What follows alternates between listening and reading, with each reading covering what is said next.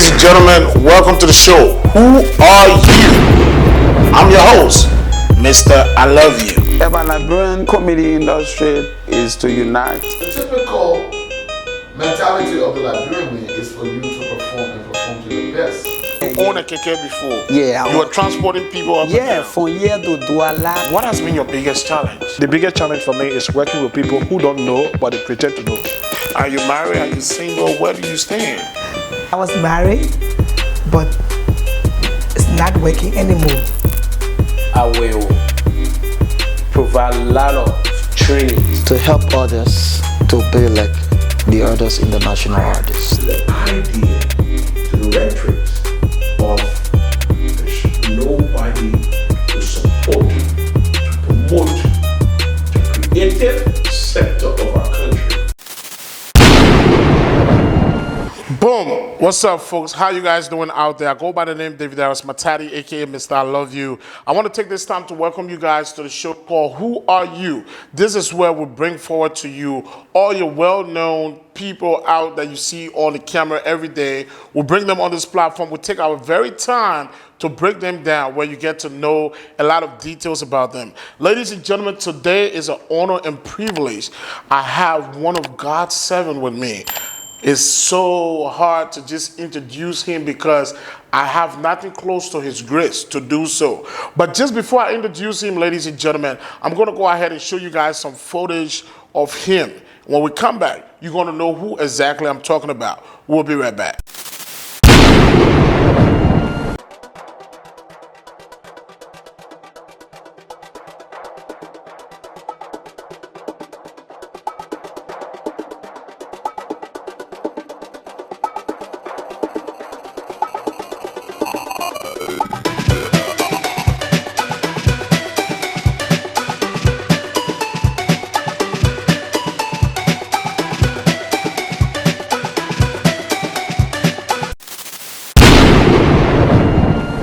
Welcome back, guys. Once again, like I told you guys, this is Who Are You, where we take our time to bring people on the big screen for you to have the fair opportunity to get to understand them. From the look of those footage, you guys are pretty sure you know exactly who I have. Ladies and gentlemen, it's an honor and privilege to have God's servant, no one else but Bishop Dr. Amos. He is here with us, the founder and general overseer of the Fire Transformation Ministry International. Man of God, I want to take this time to welcome you. How you doing? Thank you. God bless you. It's a pleasure to be here. Thank you so much. You know, a lot of people have reached out to me and asked me, at what point will I have a man of God on the platform in order to, because they want to know about you. And their concern is sometimes the activity of life gets you so busy where it's not everyone that will have the fair opportunity to ask you a lot of questions. So once in a while, you do justice to sit down and answer these questions that it will clear the doubts of other people out there. First of all, the show is called Who Are You? We want to know, who are you? We do know you, but we want to know, who are you? All right. For the benefit of your viewers, I am Bishop Amos Greatness Bar. My parents from Grand Jide, but I was born in Mosserado in 1967. This year I'm like 55 years old. Okay. And I started my elementary education in Grand Jide, and I came to Mosserado, and I did my high school graduation, everything here at the Wellhurst High School. And then I entered into the college to do what they call, I wanted to do, my father was a police officer. Wow. So he wanted me to be a professional police officer. Okay. So I was doing criminal justice. Okay. But then I have to break out when I received the call of God, and I decided to go to Bible school, and gradually answer to the call of God in the year 1991, okay, right after the war. But I'll go in detail as we are discussing. I'll go in detail because this is the intro. So from 1991, when God called me, I decided to obey the call of God, and I started going to school to equip myself biblically to be able to carry out the assignment. So I went to several schools, and up to the level where I got a doctorate degree honorably from the Zoe University from Philadelphia, that is based also in Africa, stationed in Nigeria. Okay. So that is Bishop Bar. I'm a simple person. I love the Lord, and I've been preaching this gospel now for almost 30 years. Wow. 30 years, and the Lord have used me to win a lot of souls. I was here in Liberia. The Lord spoke to me in 1999 to move to Ghana when our people were desperate on the camp, and they were hopeless because of the war. The Lord said, go and give my people direction. Okay. So I left from Liberia and I went to Ghana. In the year 1999. 1999, 2000. Okay. As I got to Ghana, I never knew anybody there. Right. But because when God gives you an assignment, He will always go with you. Right. I never knew where I was going, who I was going to be with, who was going to host me. But I heard the instruction of God. Go there to my people and liberate them because they need direction. So I went to Ghana and got on the camp. Never knew anybody. I got it in the night. But God connected me with somebody. Said, oh, but there's a man of God. And they took me to a lady's house. Lady said, oh, but I heard about him before. Right. And I slept right in a little room. Some people were sleeping on the bed. I slept on the floor. Wow. Wow. Yeah, right before the bed, I can remember that night. One of them was like waking up to go in the bathroom. They stepped on me. Hey. And you know, you have to obey God. Right. So I have to obey God to do that. And I woke up and I was there. I said, Lord, what the next thing to do? Because I don't know nobody. How can I start? So starting from Liberia, going all the way down to the refugee camp and all of that.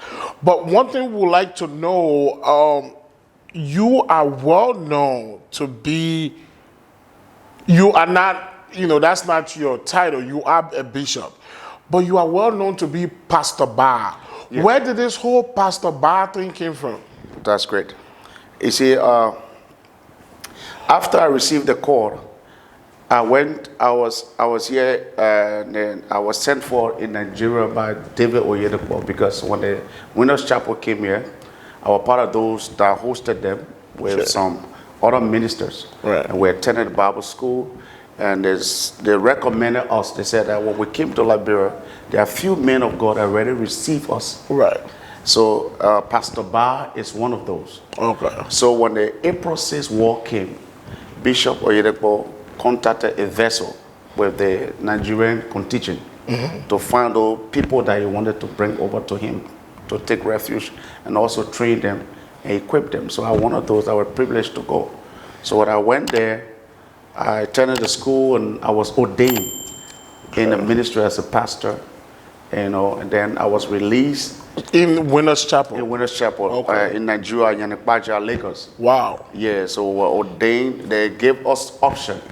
The option was, are you willing now? You are equipped, you attended the advanced school, and you are ceasing.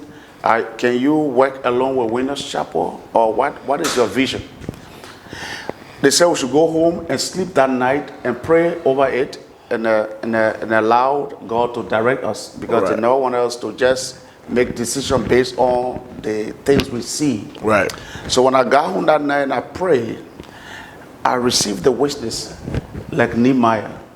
The Lord said, you have to go back home. You are equipped, you learn, you have to go back home and bring direction to your people. So you were in Nigeria, a big nation with all this resource and other things, and you had a fair opportunity to explore your options over there, but you seek the interest of your nation to go back home. Exactly. Okay. I had opportunity to even work with Winners Chapel as one of the missionaries. Okay. We're selected, well, about 3 pastors and many pastors that were selected. But then the Spirit of God said, no, I brought you here to equip you, to empower you to go back to your people, because your nation, they really need me.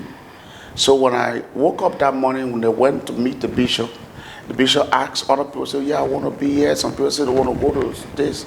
He asked me, he said, well, Pastor Bar, what is your view? I said, Bishop, I had a revelation to go back home. Wow. So he said, wow. He said, I respect you because of the opportunities that are here, that looking at you from the war zone where things are difficult, you could have easily just choose this opportunity because you want to be here, but you say you want to go back. So what I'm going to do, I want to give 200 bags of rice. I'm going to give you clothing. So you take bags, you are going back to give to your people. Right. So I remember when we came back 1997. Okay. I met with then Archbishop Winger. He was Pastor Winger then at the Assemblies of God. He was the head of the Full Gospel Ministers Association. Right. I came on that ship with few ministers like Bishop Thomas now, was Pastor Thomas. Jenkins Peel is not an apostle. We all came with a consignment and we called the Archbishop and we turned it over to the Full Gospel so they'd be able to reach out to other pastors and whatsoever. So when we came back, some people said, "But Pastor Ba, why you came back, my man? Why wrong? You had that type of opportunity." But I was obedient to the voice of God. Right. You see, sometimes when you are called by God, you don't have to mix God with materialism and what you want. Yes. You see, because if you approach God with that, you'll make a lot of error. You miss the voice of God. So I came back that year, started the ministry. Then after 2 years of the ministry, Lord said, "Now I'm giving new assignment to Ghana." That was when I went to Ghana, 1999, 2000. Okay. You know, just based on the experience and all of that you went through, you know, and it came about the name Pastor Ba. How many years did you spend in Ghana? I went to Ghana 1999, 2000. It's about, and I left from there 2012. 2012. Why is it a lot of people that went down to Ghana on a refugee camp, everyone told in a new church that was being established that they need to pay a homage to you? What is it specific that you did on the camp that made people feel like you were the grandfather when it came to the Liberian church on the camp? You see, when God sent you anywhere, He will stay with you. He will back you. I never went to Buduburan camp all by myself. God sent me, and when every time He sent His servant, He will prove that He sent you. Right. But when you send yourself, you will have no approval from God. So when I went to Ghana, God spoke to me to go, and I went with detailed assignment to liberate, and He gave me an instrument. Number one, the Word of God and music, because He had gifted me singing. Right. So He said, these are the two instruments I'm going to use to liberate my people. So then we went with different form of worship, praise and worship. Okay. So these are the strategies, because when God sent you and gave you a vision, He will give you strategies to implement the vision. So when I went on the camp, God said, look, you have to preach my word. Number two, I will use the gift that I placed on you to also draw people to me, heal people, and liberate people. So by those instruments, God was able to announce Himself to the people. And they were always, coming in our direction. Wow. So do you think the year that you settled down in the camp play a factor in you being known as one of the grandfather for the refugee camp? Do you think that plays a key factor? Yeah, surely, because God used me to play a very key role in the life of the refugees. Number one, we gave them direction spiritually. We were not just giving the direction. God allowed me to establish a school when the refugees were finding it difficult to And were you send the first Liberian to establish a school on the camp at the time? I think at the time. You were the first. Yes, exactly. So the very first Liberian on a refugee camp, because normally the expectation is as a refugee, you're supposed to be out there trying to seek refuge, trying to save yourself. But you were in this crisis, but during that time, you were also trying to create opportunity for your people. You were not thinking about yourself. It was more, trying to help the community. Exactly. The burden of the people was in my heart. Okay. The first thing when I went there, I started to observe that many parents would not send their children to school, to the Ghanaian school, because they never had funds to send their children to school. And most of the children were sitting down idle without going to school. I sat down, I said, look, listen, you have a big congregation. At that time, our church was very big, we're growing. And in the congregation, we have professional people, teachers, people that did teacher training here, they were in the congregation. And I said, no, we can start something here. I can get those professional teachers, those that have degrees, they were all in our congregation. They were librarians, capable librarians that fled the war. And they were on the camp. They also never had means of employment. So I brought the vision that we need to start school here, make the school very reasonable for our librarians' children to attend, to have the opportunity to also have education. Because as long as they are on this camp and they're not educated, there will be liability on librarian when they return. Right. Without education, and the country will suffer the most. So what was the name of that school? The school was called Dominion Christian Academy.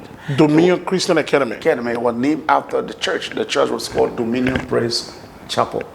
So the Dominion Christian Academy, does it still exist in Liberia or anywhere else? Well, when we were leaving from Ghana, when the repatriation came, I turned the school over to, because I incorporated the Ghanaians. Right. So the school now became, it was not just a Liberian-based school. Okay. Also Ghanaians were sending their people there. Right. So the Ghanaians got so much in the school, so I have to turn the school over to the Ghanaians to extend the school, to continue with it. Right. Because it was not something personal, it was something that was established to give education to both Liberian and Ghanaians. Right. So when I returned back home, we start the church, but there's a vision also to bring the same vision of Dominion Christian Academy here in Liberia. Okay. But now we are doing the church aspect, and we believe in God that as God blesses, we'll start to also extend the similar vision here. In Liberia.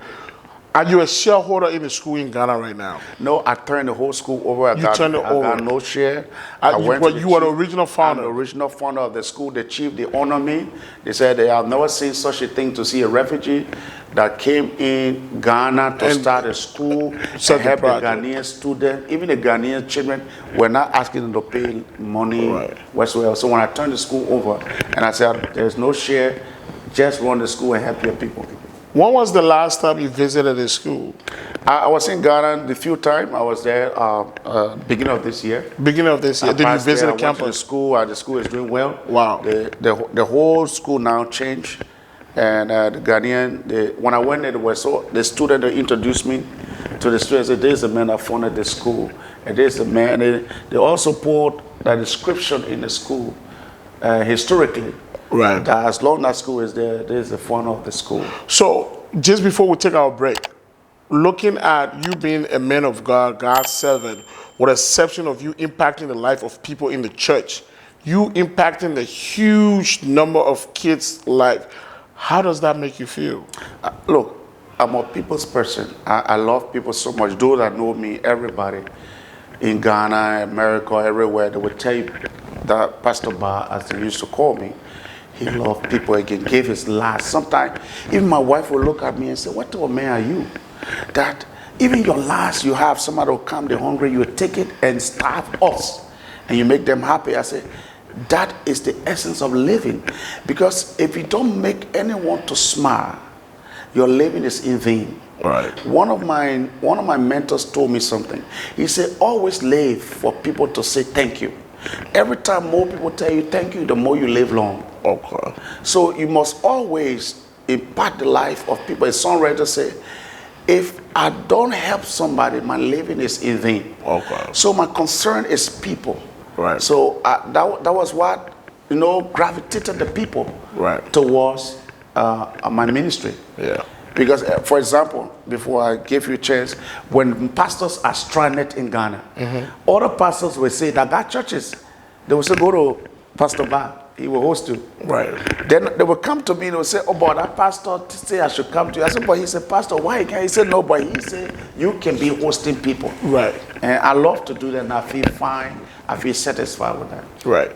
All right, so for those of you watching, this is Who Are You? We are here live today with no one else but Bishop Dr. Amos Barr. We are here with him. He is the founder and general overseer for the Fire Transformation Ministry International. We're here with him. We're trying to break him down. We're trying to get all the puzzles of him. We already dived into, his refugee lifetime spent in Ghana. He established in the school. A lot of you are not aware of it. We talk about it and other stuff. We're going to go ahead and take a short break. We will glance at some of the pictures from the refugee school so you guys can have an idea of what we're talking about. Right after the break, we're going to go back into it and get to know more about the man of God. Ladies and gentlemen, who are you? Mr. I Love You. I'll be right back.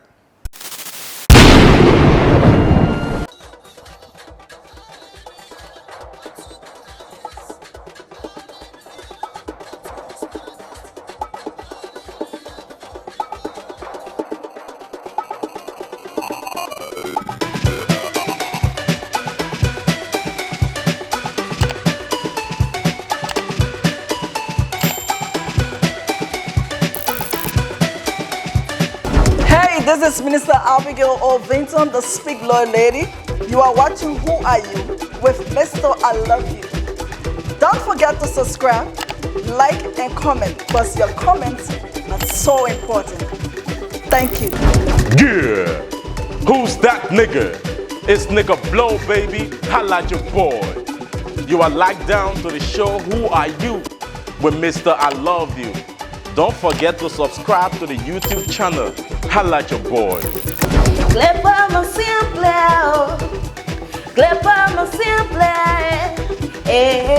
I'm on bounce on you again. Hey guys, what's up? This is your girl Fit Funny, and you are watching Who Are You with Mr. I Love You. And don't forget to subscribe. I see you when I see you. Welcome back, guys. So once again, this is the Who Are You show. We are here live with one of God's servants. We are here with one of the biggest bishops within Liberia. Ladies and gentlemen, I go by the name David Matari, aka Mr. I Love You. I will ask you to please make sure you add me on my personal Facebook. My personal Facebook name is The Love You, THEYLOVE space YOU. Go ahead and add me on my fan page. It's I Love You.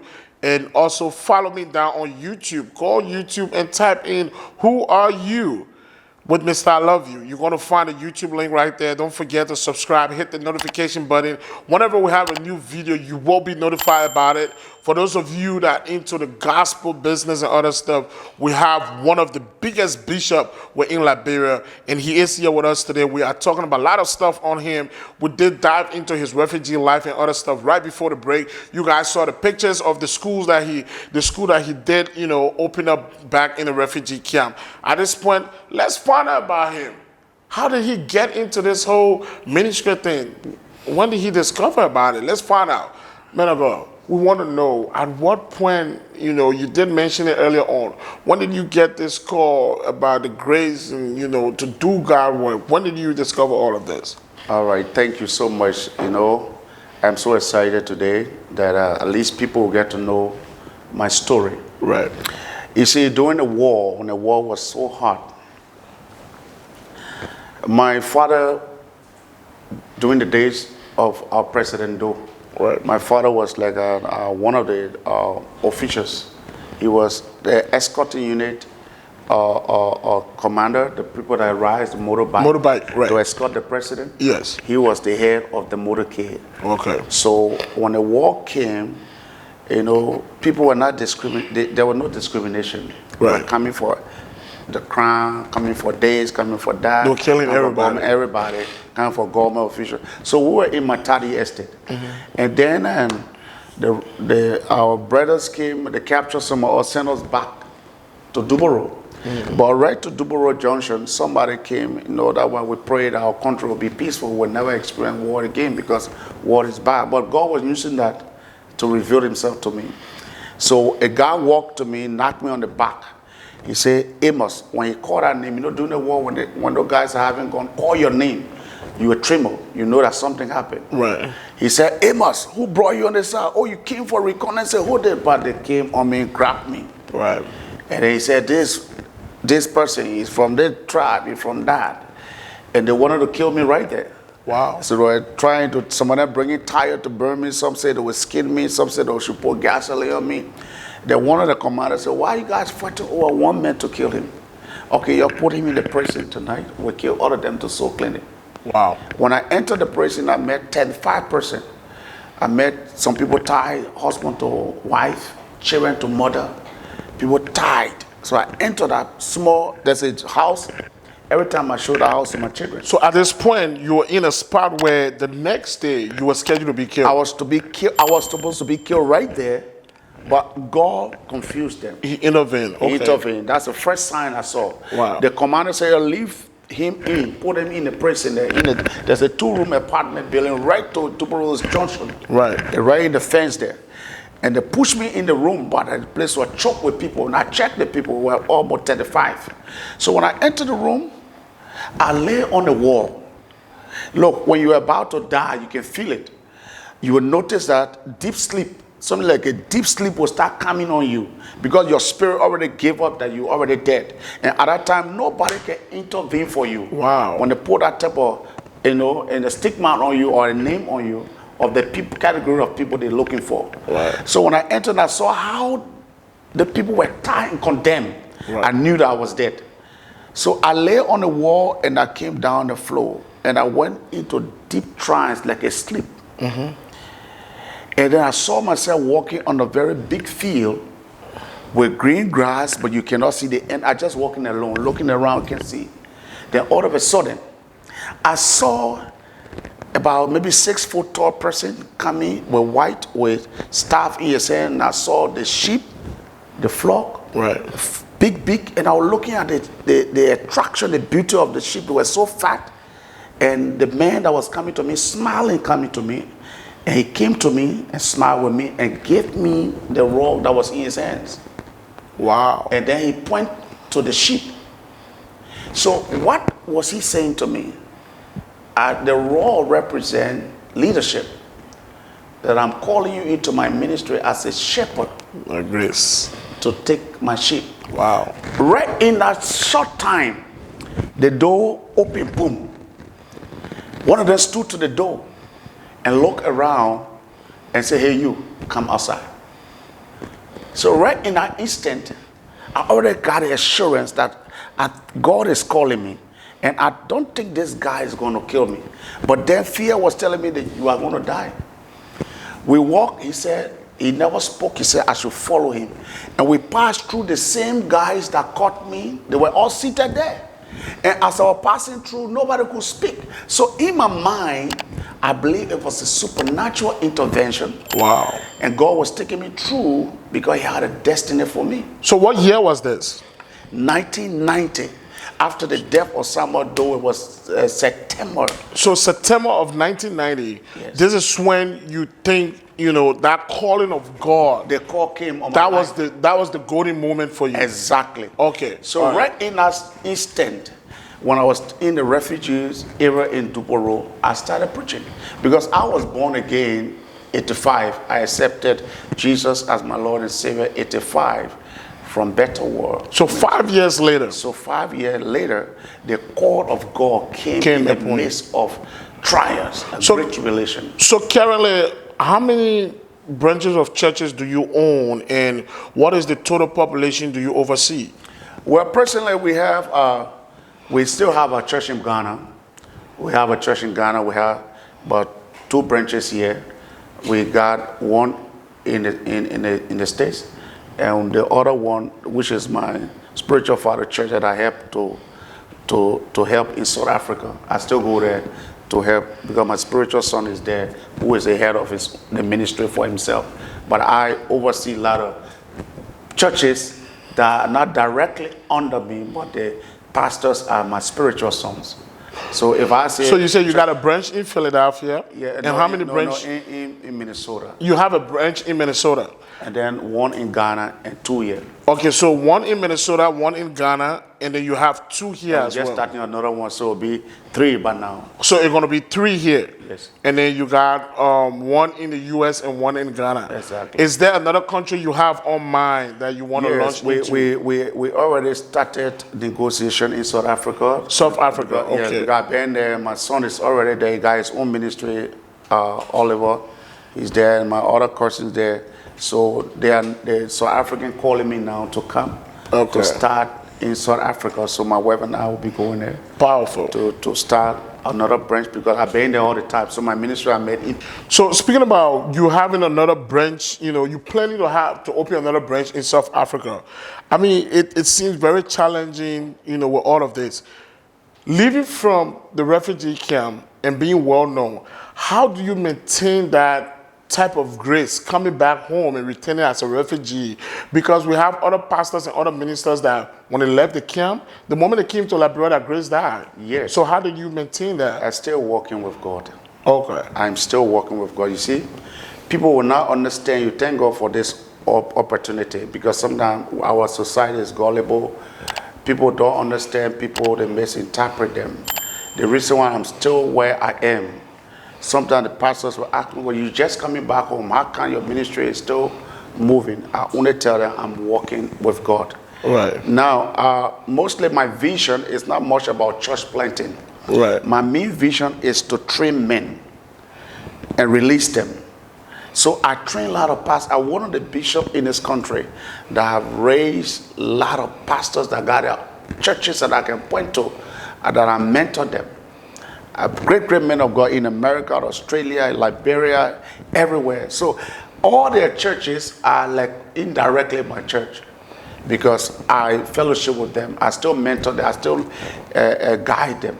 So, but strategically speaking, this planting of the church is based on the demand, the hunger of the people of South Africa, because I travel South Africa, I travel Ethiopia and all this country. Right. So they are calling, they want our ministry. They want more of that out Exactly. there. So, men of God, the answer to this will be obvious to some people because they know you personally, but there are other people out there who don't know about this.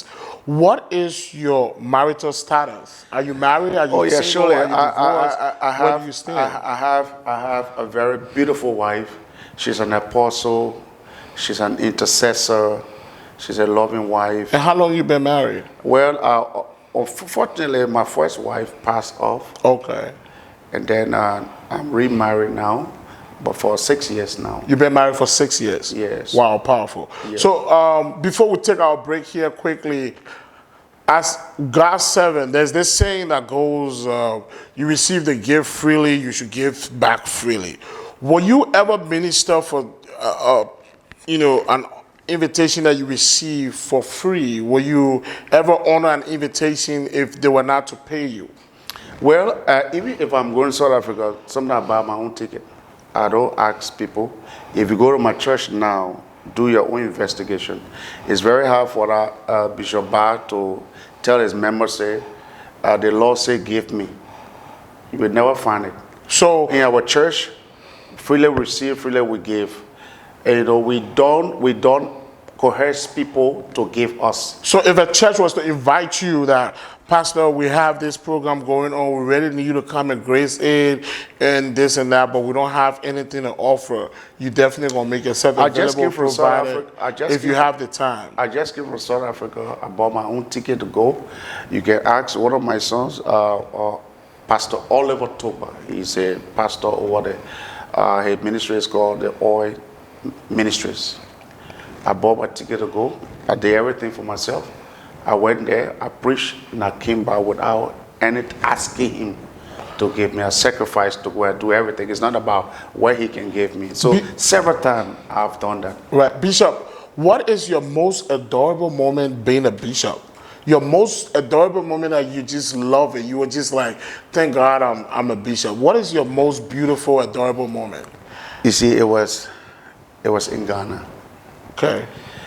I can remember what the gift of singing that God gave me. One time, we had an all-night service. Right. But the service started very early. It started by 8 o'clock. Okay. And I was just like doing something like singing to prepare for the service. Right. But the Holy Spirit led me. I sang from 8 o'clock. I never left the mark until 4 o'clock. 4 a.m. a.m. in the morning. But as I was singing, there was a Ghanaian. If you're in the camp, because those are watching us, they will attest, they will make comment. They will tell you, say, oh yes, I was part of that service. There was a Ghanaian guy there's a place they call Matade, and no, they call Burubra Martian. Right. The guy was in his house and looking at the church. That time we're in there's an old AG church there. We're having that service. He saw fire over the building. Wow. So he thought the building was on Really fire, on fire. And people inside. So he ran from his house running with speed. Hey, there's a fire, you get out. You get out. But in the realm of the spirit, it was a presence of God that came down while I was worshiping. Wow. And we were there, we were still worshiping. He was shouting, running to the people, calling people. But later on he discovered we were still singing and celebrating. Then he went back and looked again, still saw the fire. Then he came back crying and knelt down to give his life to Jesus. I mean, that moment was very, very, very, I was blessed from that moment for somebody to see the glory of God literally. And they came and submitted themselves.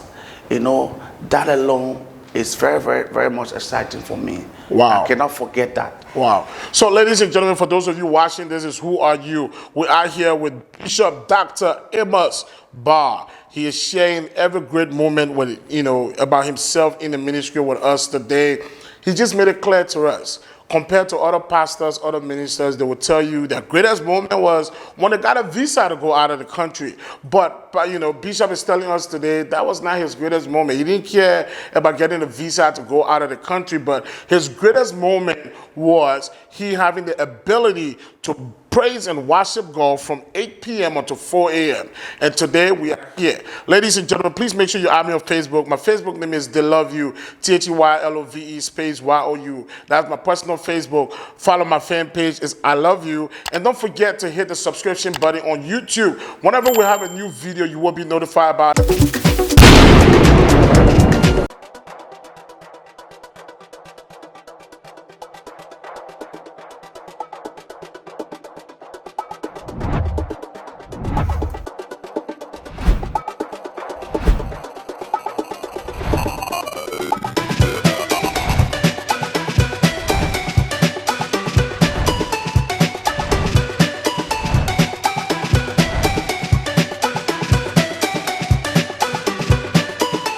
Ladies and gentlemen, welcome to the show. Who are you?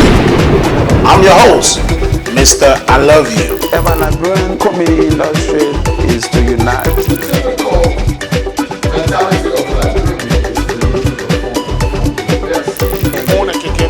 Yeah. You were transporting people up. Yeah, from here to Douala. What has been your biggest challenge? The biggest challenge for me is working with people who don't know what they pretend to know. Are you married? Are you single? Where do you stand? I was married, but it's not working anymore. I will provide a lot of training to help others to be like the others in the national arts. The idea to the veterans of there's nobody to support, promote, creative,